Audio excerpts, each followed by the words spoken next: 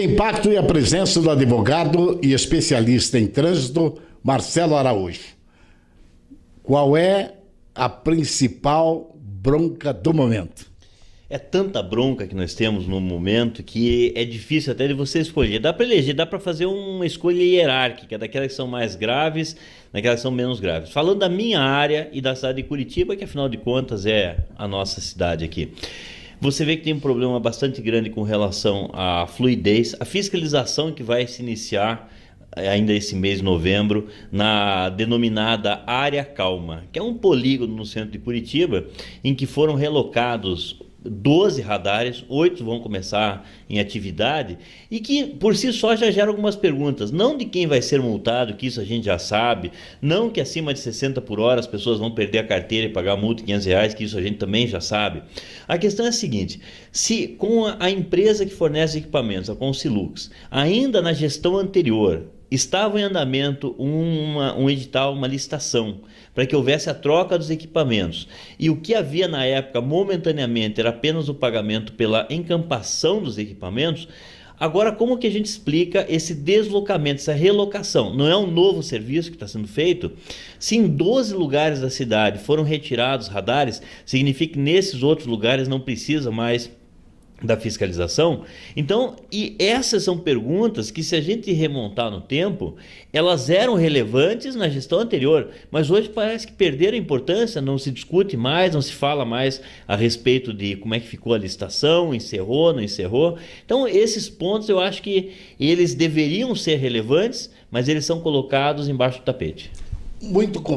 Houve muita crítica em relação ao Cássio Taniguchi a respeito dessa questão dos radares. Houve até o apelido dele de Cássio Níquel. Será que agora a administração municipal, por influência de alguém, porque eu não acredito que isso é coisa do Gustavo Frutti, por influência de alguém, resolveu também apostar na indústria das multas? Eu não tenho a menor dúvida e falo alguns indicativos disso. Por exemplo, a secretária de trânsito, ela estabeleceu que cada agente vai ter uma planilha de autuações diárias. Então você não precisa colocar cotas, como ela me acusou e ingressou com processo criminal por difamação contra mim, porque eu falei a verdade. Afinal de contas, aliás, um processo que tende a ser arquivado por total impropriedade da forma como foi feito, é quase que ridícula a peça, mas vamos considerar com uma certa seriedade. O que existe de fato é que uma planilha diária é levantada. Me diga uma coisa, se você faz uma planilha, por exemplo, de pessoas que querem emagrecer, hoje eu perdi 800 gramas, eu perdi 2 quilos, você não cria uma concorrência até psicológica? Se eu vou ter uma planilha, eu não vou criar uma concorrência. Como é que você naquele cruzamento fez tantas autuações? Como é que eu fiz aquilo? Isso é um fato, isso é fato real, que eu já publiquei e já mostrei essas planilhas. Com relação a essa fiscalização feita no centro da cidade, com relação à fiscalização de velocidade. Tradicionalmente, os equipamentos tidos como radar ou pardal, ele sempre foi usado na cidade para velocidade de 60 ou 70 por hora, como é o caso da Avenida das Torres, única de 70, e as demais de 60. E as lombadas para lugares onde você tinha uma redução pontual de até 40 por hora. Eles estão sendo espalhados pela cidade e obviamente que haverá um número expressivo de autuações, principalmente fora do horário de pico, porque no horário de pico não é necessário você limitar a velocidade, ela por si só ela já é limitada, dificilmente você anda numa média superior a 14, 15 km por hora no centro da cidade. Agora, no horário fora desse pico, já que a preocupação é atropelamento, etc., você não teria sentido de manter essa fiscalização. Sem dúvida nenhuma que é uma arrecadação que ela vai se perfazer no decorrer do ano que vem. Se as autuações vão começar a partir de novembro, a gente não pode esquecer que em meados do ano que vem, os carros estarão sendo licenciados e essa arrecadação de agora, essa autuação de agora vai se refletir numa arrecadação do ano que vem.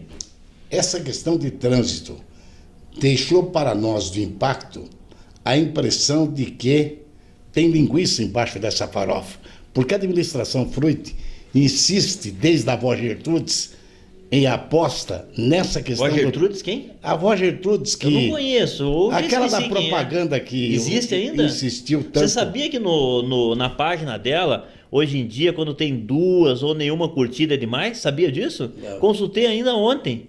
Fui lá fazer uma visita pra velhinha. Mas- Tá abandonada, jogada às traças, coitadinha. Mas o governo municipal apostou bastante nisso. Depois disso, ele começou a entrar na Via Calma, começou a passear de bicicleta por aí e a criar situações que nos parece não são propriamente do Fruit. Tem alguém por trás disso? O que eu vou falar do Fruit? Eu não convivo com ele, mas a gente vê o perfil dele. Realmente é uma pessoa que, na hora de enfrentar uma conversa, na hora de enfrentar uma conversa com a guarda municipal, por 2 vezes ele já fugiu. Fugiu significa fugiu de sair correndo, de se esconder.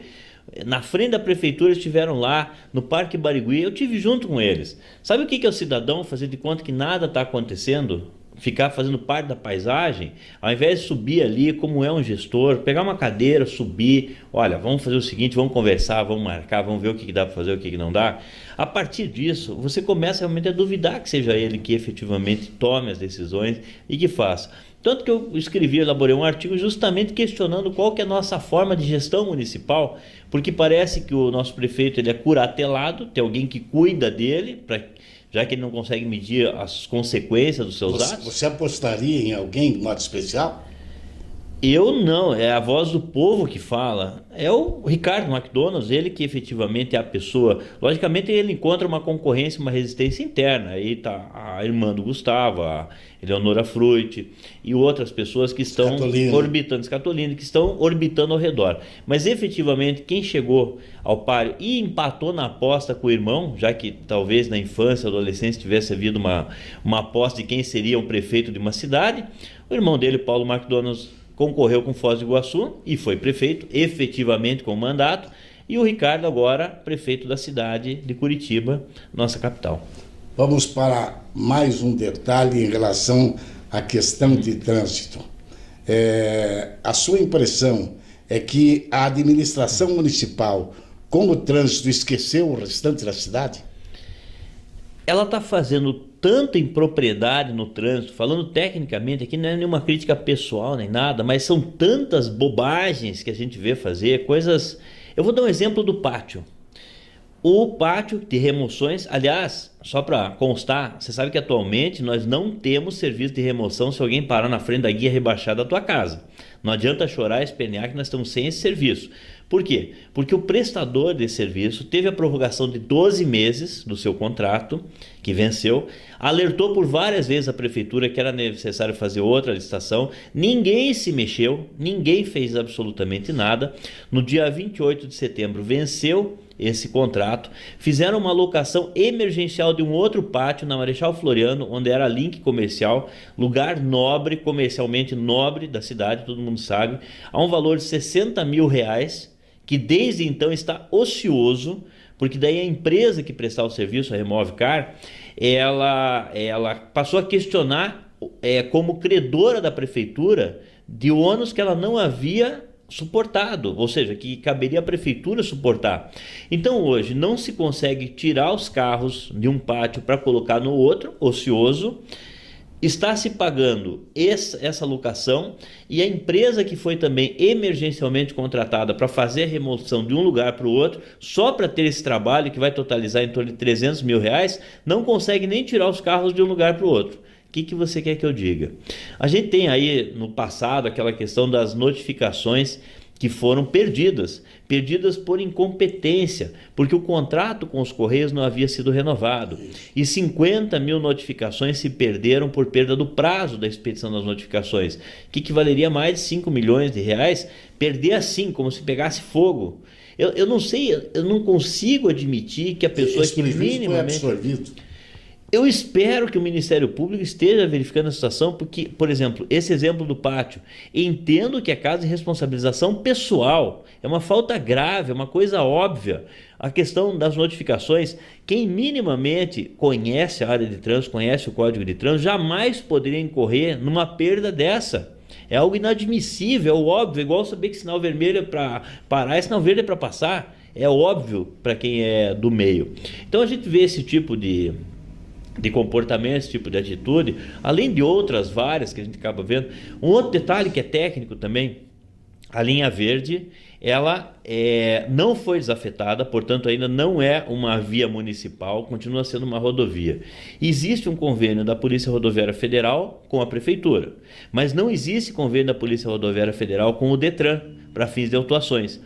A Prefeitura passou a fazer a operação Vida no Trânsito, autuando multas que são de competência estadual na rodovia federal, o que é uma absoluta impropriedade. Por exemplo, sabe o que aconteceu na prática? Todas as autuações feitas por embriaguez, por agentes municipais na linha verde, são irregulares, são ilegais, devem ser canceladas. Isso ninguém está repercutindo, mas é algo extremamente grave. A secretária de trânsito, isso eu sei, fui direto na fonte, ela acabou tendo que levar um puxãozinho de orelha da assessoria militar do Detran, levou outro puxão de orelha da assessoria da Polícia Rodoviária Federal, do superintendente, do tipo assim, por educação, olha, para com isso que acho que não é bem assim e tal, sabe? Então, a pessoa até é educada, é complacente, eu acho que é uma questão meio de dó até, eu até compreendo, compaixão.